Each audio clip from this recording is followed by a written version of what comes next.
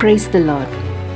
1 பேதுரு 3 அதிகாரம் 9 இவ்வாறாக கூறுகின்றது: தீமைக்கு தீமையையும் உதாசனத்துக்கு உதாசனத்தையும் சரி கட்டாமல் அதற்கு பதிலாக நீங்கள் ஆசீர்வாதத்தை சுதந்தரித்துக் கொள்ளும்படி அழைக்கப்பட்டிருக்கிறவர்கள் என்று அறிந்து ஆசீர்வதியுங்கள்.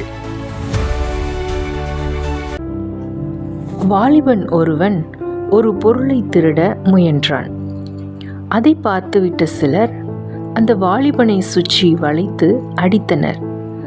மிகுதியாக அவனை அடித்துவிட்டு போலீசில் ஒப்படைத்தனர். போலீசார் அவன் மேல் வழக்கு பதிவு செய்தனர். அது மட்டுமன்றி அவனை கையும் களவுமாக பிடித்து அவனை அடித்த சிலரையும் போலீஸ் கைது செய்து வழக்கு பதிவு செய்தனர். திருடனை பிடித்து கொடுத்த எங்களை ஏன் கைது செய்கிறீர்கள் என்று அவர்கள் முறையிட்டனர். அதற்கு போலீசார், அவன் செய்தது தவறுதான், ஆனால் அந்த தவறை தடுத்த நீங்கள் அவனை கடுமையாக அடித்து உதைத்ததும் தவறுதான் என்றனர்.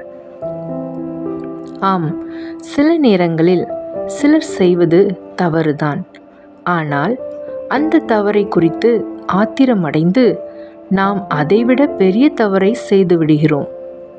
தவறை சற்று பொறுத்து கொள்ளாமல் நாம் கோபமாகவும் ஆத்திரமாகவும் அவசரமாகவும் எதிர்வினை ஆற்றுகின்றோம்.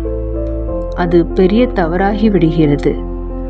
நாம் அவ்விதம் தவறாக நடந்து கொண்டதை குறித்து மனம் வருந்தாமல் அதற்கு காரணமாய் இருந்த மற்றவர்களின் தவறையே சுட்டி காட்டுகின்றோம்.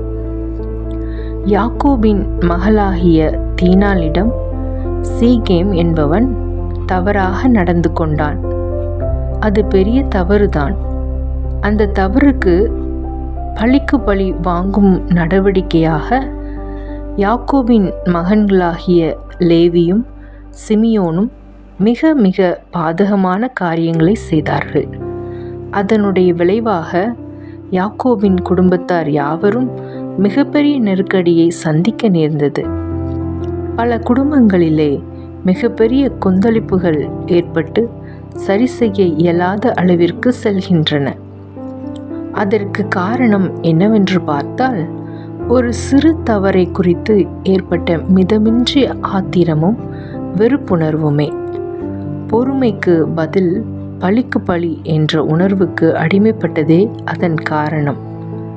தீமைக்கு தீமையை சரிக்கட்ட வேண்டாம் என்று வேதம் சொல்லுகிறது. 1 பேதுரு 3 அதிகாரம் 9 கூடுமான வரைக்கும் எல்லாரோடும் சமாதானமாய் இருக்க வேண்டும் என்று அப்போஸ்தலனாகிய பவுலின் ஆலோசனையை வேதாகமத்தில் பார்க்கின்றோம்.